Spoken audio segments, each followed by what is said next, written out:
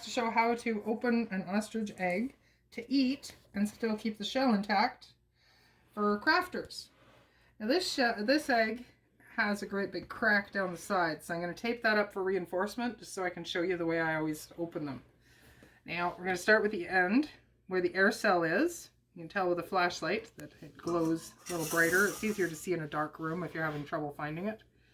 And you won't see that if the egg is too fresh. Within the first couple hours after it's laid, you cannot find the air cell generally. So, okay, so we know my air cell is here. Here's a crack I want to support. So, what I'm going to do is just use some masking tape over that, just so it doesn't come splintering apart while I'm trying to open a completely different part of the egg.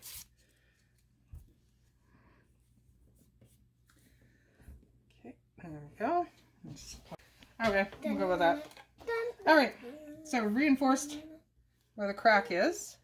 We know this is where the air cell is. Oh, I found one more spot, the crack here.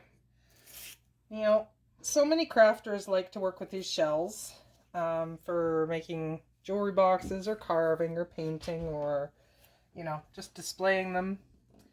Now there's different methods you can do with this. I like to kind of support around where I'm going to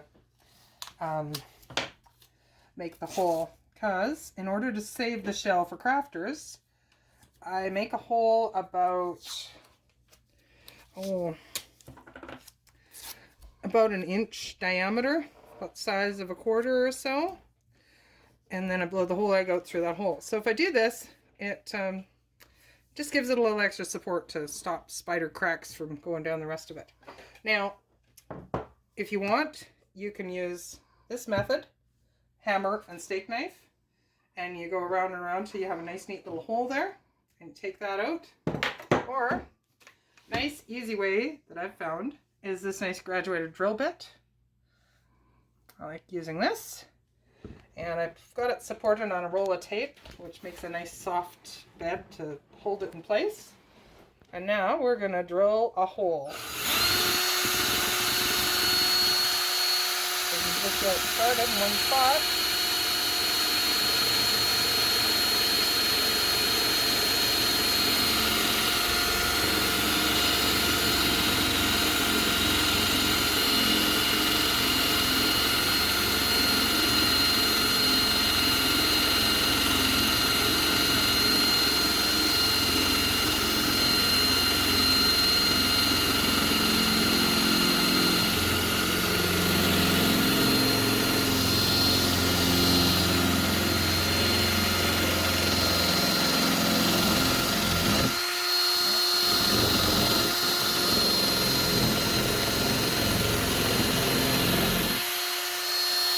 Starts smelling like the dentist's office here.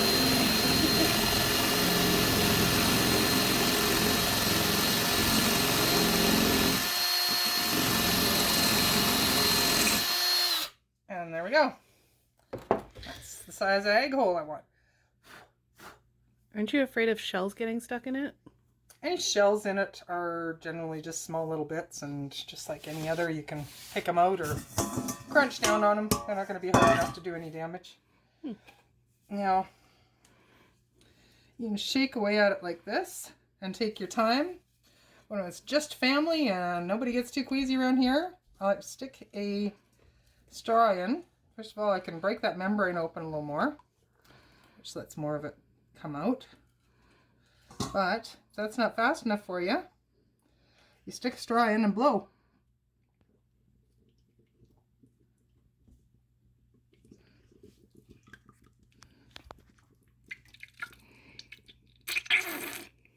And it starts, the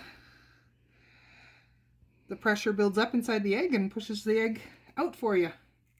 Now it's been in the fridge for a while, so that yolk gets extremely creamy. It's almost like if you've half thawed out a frozen orange juice concentrate, and you get a very similar consistency. But that's what you get when you chill for a while or freeze it for a bit or whatever.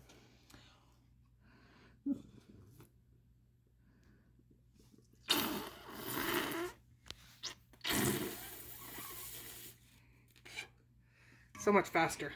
As long as it's the close family that doesn't get all queasy over somebody sticking a straw in and blowing on their egg. So yes, of course, if you're gonna do strangers or friends or restaurant or whatever, yes, that's not the prescribed hygienic method, I suppose.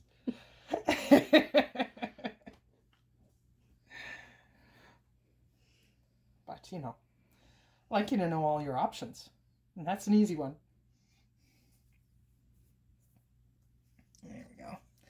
And once we think we've got as much out as we can get, we wash the egg really, really good.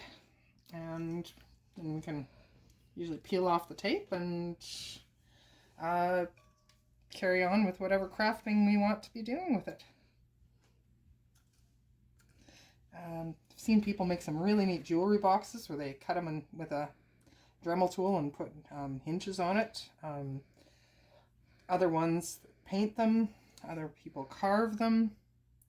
Some fantastic artwork out there in the world made with Easter eggs.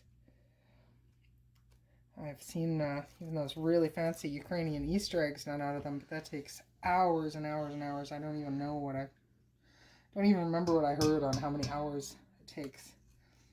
But yeah, that's what it takes to open up one of these eggs. And then I just take a whisk and I whisk the whole bowl full up. And you can put it in the fridge in a quart sealer or something and just use it up bit by bit over the next few days for breakfasts or in your baking.